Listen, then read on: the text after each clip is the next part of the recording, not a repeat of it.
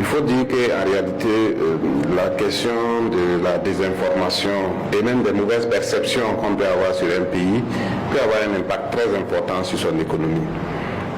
Surtout les perceptions. Vous avez quelqu'un qui est à 10 000 km du Burkina, qui est assis dans son bureau et qui pense connaître les réalités du Burkina et qui va déterminer le sort des Burkinabés sur cette base. Quand vous prenez aujourd'hui notre banque centrale, qui est la BCEAO, elle a le taux directeur, l'un des taux directeurs les plus faibles des banques centrales de la sous-région.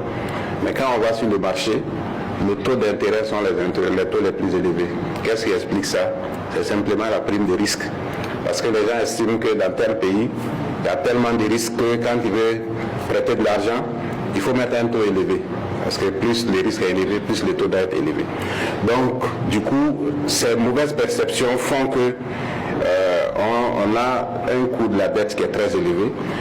Et alors que j'ai discuté avec une agence de notation, j'ai dit, mais vous dites que le risque est élevé au Burkina, le taux d'intérêt est plus élevé que certains pays qui ne connaissent pas l'insécurité.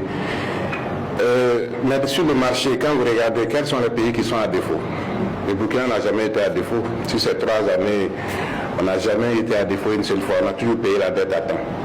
Alors qu'il y a des pays qui n'ont aucun problème, qui sont bien perçus, bien notés, mais qui sont toujours à défaut. Donc en réalité, ce sont de fausses perceptions. Et aujourd'hui, de plus en plus, on commence à constater une baisse de la courbe des taux d'intérêt. Ça veut dire que de plus en plus, les gens commencent à comprendre, puisque les résultats parlent d'eux-mêmes. On a un taux de croissance de 6,3%, un taux d'inflation qui est négatif, un taux de pression fiscale qui est l'un des meilleurs dans l'UEMOA, et en termes de recouvrement, nous avons battu des records. Et donc, ça montre que, en réalité, souvent c'est de simples perceptions, mais les perceptions, si on les laisse continuer, ça va tendre à s'imposer comme la vérité. Voilà pourquoi les diplomates doivent effectivement être à l'offensive pour aussi donner la bonne information, parce que le narratif qui consiste à toujours considérer que parce que le pays est en guerre, rien ne va, les gens c'est la famine, etc., ce n'est pas ça la réalité. On ne dit même pas de donner faussement une image réduisante, disons juste la vérité. Et c'est ce que j'aime dire aux partenaires, nous ne voulons pas que vous disiez des choses positive ou quoi sur nous, ce n'est pas ça notre problème. Dites simplement la vérité, dites ce que vous voyez sur le terrain. C'est largement suffisant pour que les gens comprennent que ce qui sort des perceptions n'est pas vrai.